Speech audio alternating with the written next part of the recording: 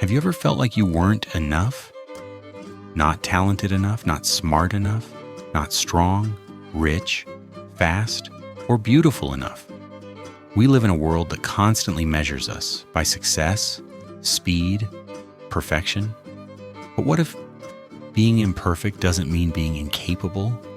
What if the real beauty of life grows not from perfection, but from presence?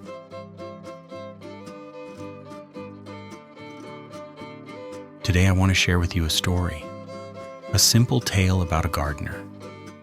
Not a famous one, not a skillful one, just a humble man with a worn-out hat and muddy hands. He made countless mistakes.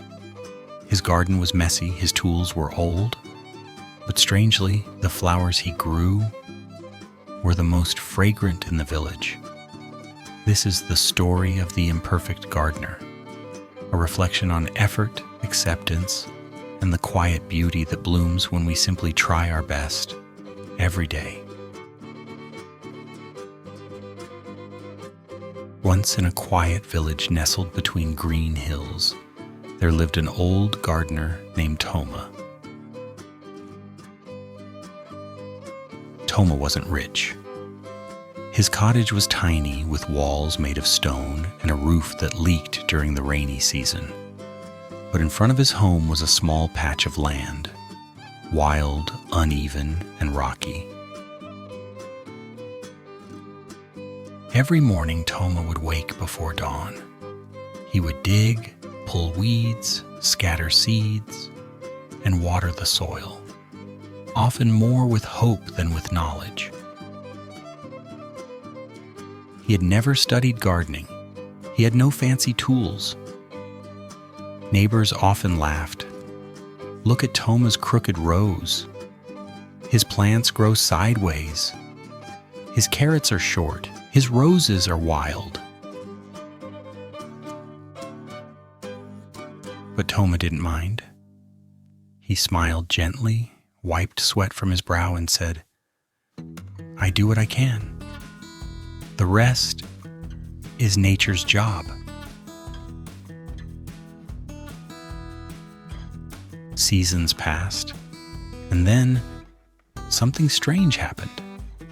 People walking by his house began to slow down. They started to notice the air around Toma's garden smelled different. His sunflowers turned toward the sun earlier than others. His lavender hummed with bees. His roses weren't perfect, but they bloomed with deep color and stayed open longer. Children came to pick petals. Old folks came to sit nearby. One day, a famous florist from the city visited and said, "How do you do it, old man? What's your secret?" Toma laughed. "I don't have a secret. I just love them. Even when they don't grow straight, even when they wilt, I still water them." We often think that success comes from talent, planning, and precision. But Toma reminds us, sometimes what matters more is heart. In our work, not everyone is a genius, but showing up daily, trying sincerely, that's power. Think of the teacher who stays after school to help a struggling student, or the nurse who offers a smile even after a long shift. They may not be perfect, but their care is unforgettable.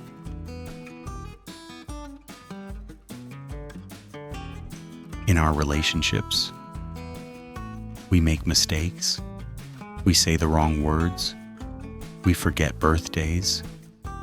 But when we're willing to grow, to say, "I'm sorry," to plant again after failure, love blooms.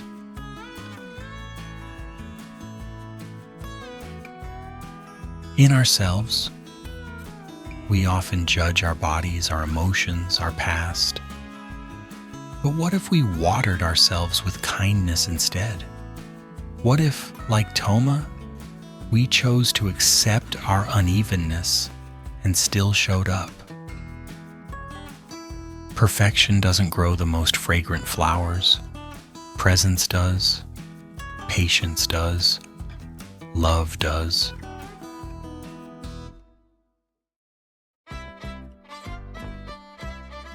In Zen, they say, the effort itself is the reward. Not the outcome, not the applause, just the act of pouring your soul into what you do with care and humility. Toma wasn't trying to impress. He wasn't chasing fame. He was present with every seed, every weed, every blooming flower. And when people noticed his garden, he didn't boast. He simply smiled, for he knew the garden was never perfect, but his love always was. In your life, there will be critics. There will be times you feel behind, imperfect, not enough. But remember, you don't have to be perfect to make something beautiful. You just have to care.